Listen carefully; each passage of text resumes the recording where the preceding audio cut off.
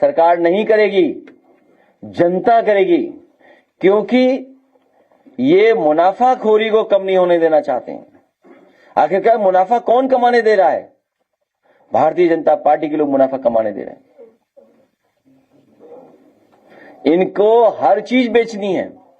Palassio mall सरकार का था, याद कीजिए आप।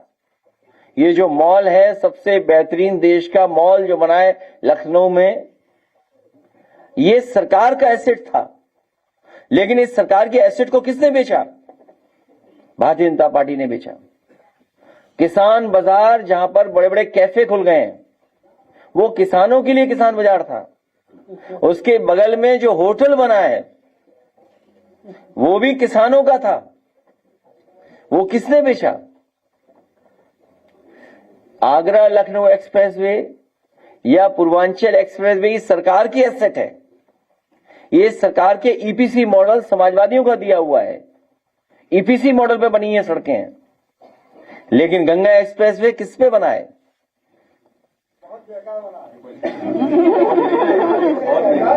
अरे अच्छे बुरे की बात नहीं कर रहे अभी बात कर रहे हैं एसेट किसके लिए क्रिएट किया है। तो ये भारतीय जनता पार्टी पूंजीवादी को बढ़ावा देती है और चुनाव में जो खर्चा करते हैं, ये गैंग है, गैंग उद्योगपतियों का, बीजेपी के लोगों का और कुछ हमारे अपने लोगों का, नहीं तो दिखाएंगे नहीं टीवी पर। ये सब मिलकर के गैंग बन गया है।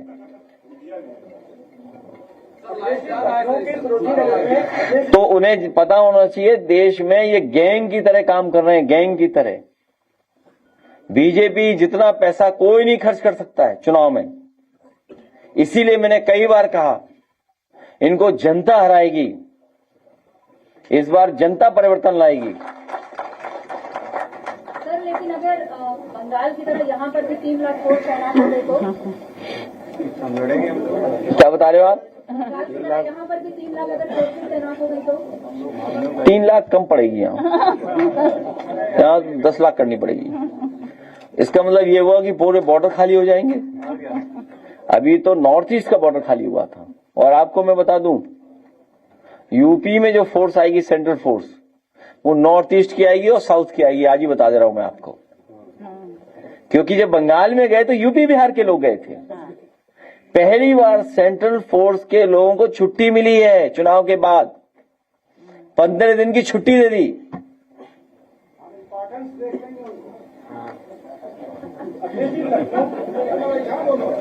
लखनऊ की सरोजनी नगर में एनडीए 42 लाख रुपए किसानों की जमीन लेने के लिए दबाव बना रहा है।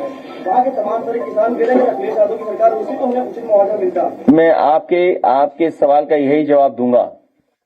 अपने किसान भाइयों से कहूंगा मैं कि जिस तरीके से किसी भी प्रोजेक्ट के लिए बाजार का भाव दिया था, मैंने बाजार की कीमत दी थी, सर्किल रेट बढ़ा करके समाजवादी सरकार में उनको मुआवजा दिया जाएगा।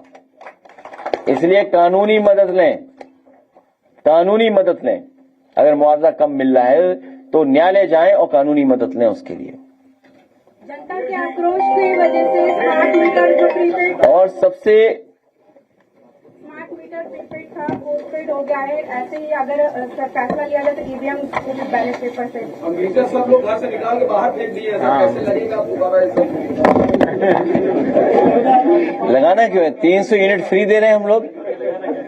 300 यूनिट फ्री की बात कर रहे हैं। और ये पत्रकार भाई हमसे तो सवाल पूछ लेते हो आप। कभी सरकार से पूछा कि तुमने बिजली का कारखाना कहां लगाया है?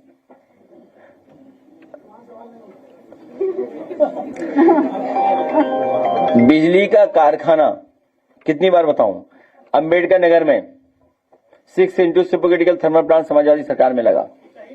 ललितपुर में 3x660 super critical thermal plant लगाया समाजवादी सरकार में। इसी तरह 3x660 super critical thermal plant लगाया एटा में, हरदुआगंज में, कानपुर में लगा, पनकी में, घाटमपुर में लगा 3x660 super critical plant Neyveli lignite का। इसी तरह प्रयागराज में, मेजा में लगा, आपका हरदुआगंज लगा।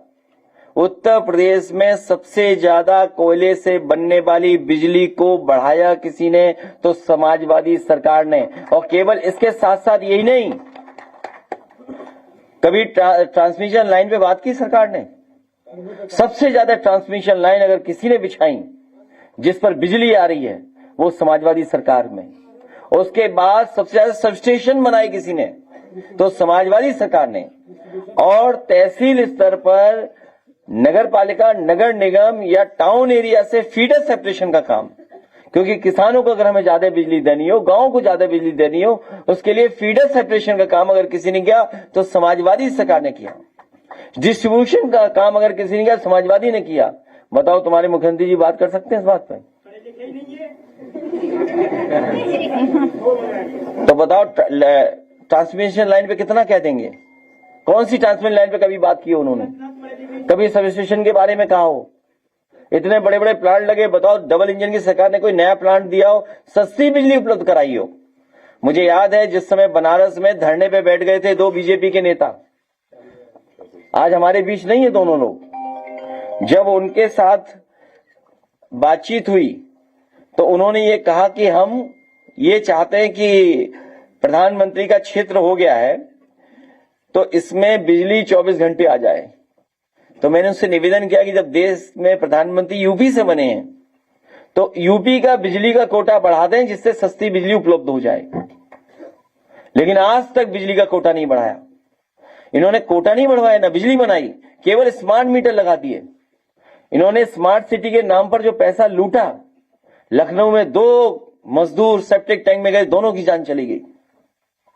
बताइए, ये स्मार्ट सिटी है इनका।